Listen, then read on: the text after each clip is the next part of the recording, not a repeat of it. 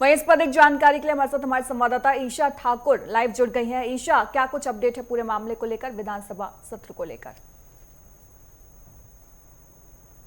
बिल्कुल, देखिए इस वक्त मैं विधानसभा के परिसर में ही मौजूद हूं और अंदर सदन की कार्यवाही इस वक्त सुचारू रूप से चल रही है। सुबह 10 बजे सदन की कार्यवाही शुरू हो गई थी। आज आखिरी दिन है विशेष सत्र का। ये सत्र बुलाया गया था मान सरकार की तरफ से, विशेष रूप से जो धार्मिक ग्रंथों की बेअदबी, जो अपमान लगातार हो रहे हैं पंजाब में, उसके रोकथाम को लेकर जो बिल लाया जाना है उसके संबंध में ये विधानसभा का सत्र बुलाया गया। पहले 2 दिनों का सत्र था, लेकिन इसकी अवधि बढ़ाकर 4 दिनों के लिए कर दी गई और आज सत्र का आखिरी दिन है। अगर हम बिल के पेश की बात करें तो बीते कल ही पंजाब के मुख्यमंत्री भगवंत मान की तरफ से सदन के पटल पर इस बिल को रखा गया और आज इस पे चर्चा की जा रही है, क्योंकि विपक्ष की तरफ से कल मांग की गई थी, कांग्रेस और बीजेपी की तरफ से, कि विपक्ष को पूरा समय भी दिया जाए इस बिल के प्रावधान को पढ़ने के लिए। क्या स्वरूप है, क्या प्रारूप रहेगा इस बिल का, तो ऐसे में अब आज पूरा समय दिया गया है विपक्ष को।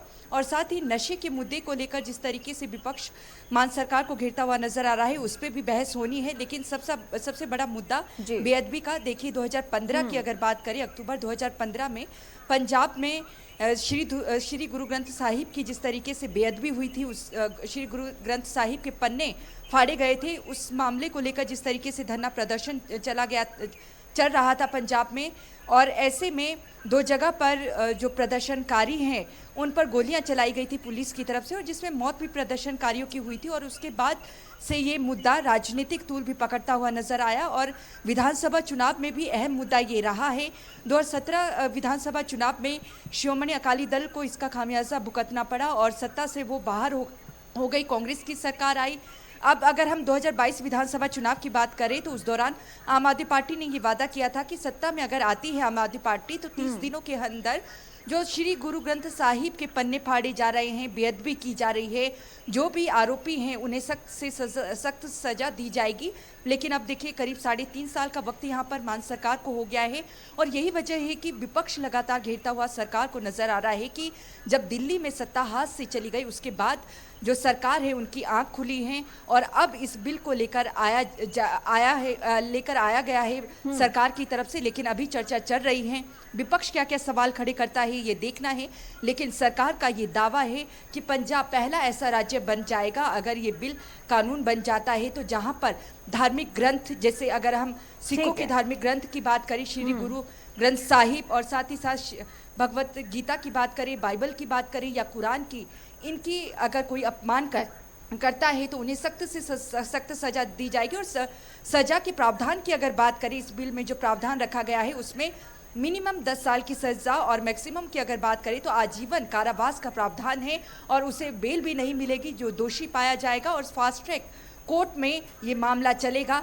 लेकिन मुद्दा बहुत गंभीर है, देखना है कि राजनीतिक गलियारों में इसकी चर्चा कितनी रहती है। जी बिल्कुल ईशा, देखिए एक सवाल ये भी है कि सरकार को भविष्य में इससे क्या क्या फायदे आपको नजर आ रहे हैं? ग्राउंड जीरो पर बेअदबी कानून आपको किस तरीके से नजर आता है? जनता इसको किस तरीके से देखती है? देखिए जनता का साफ तौर से कहना है कि इस तरीके के कानून को लाए जाना बहुत ज़रूरी है। वो इसका स्वागत करते हैं, विपक्ष ने भी यही कहा है कि वो स्वागत करते हैं अगर इस तरीके का कानून आता है। लेकिन सरकार की मंशा क्या है? सरकार क्या आगामी 2027 विधानसभा चुनाव के मद्देनज़र तो इस बिल को लेकर तो नहीं आ रही है? विस्तार पूर्वक चर्चा देखिए विधानसभा के भीतर अभी होनी बाकी है। चर्चा की शुरुआत हो चुकी है, क्या क्या प्रावधान है। हालांकि ये ज़रूर कहा जा रहा है कि जो इस तरीके के मामले में दोषी पाया जाएगा उसे उम्र कैद की सजा होगी। लेकिन यहाँ पर देखना है कि कोई इसका दुरुपयोग, अगर ये बिल कानून बनता है तो दुरुपयोग कोई इसका ना करे, तो इसके लिए क्या प्रावधान यहाँ पर सरकार रखती है? क्या चर्चा में मुख्यमंत्री भगवंत मान कहते हैं यहाँ पर, चाहे जनता हो, जनता भी कह रही है कि इस तरीके का कानून आना जरूरी है। क्योंकि यहाँ पर देखिए सिखों के धार्मिक ग्रंथ की बात करें, श्री गुरु ग्रंथ साहिब को धार्मिक ग्रंथ वो मानते हैं, उनके पन्ने लगातार गुरुद्वारों में बिल्कुल और आबादी सिखों की ज्यादा है पंजाब में, इसलिए सरकार को सोचने की बहुत ज्यादा जरूरत है। और लेकिन इस पर सवाल है कि अब इसे लाने की जरूरत क्या पड़ी और अब तक सरकार क्या कर रही थी? ठीक है, इस पर नजर बनाए रखिएगा ईशा, आपसे फिर मुलाकात होगी, लेकिन फिलहाल के लिए बहुत बहुत धन्यवाद आपका।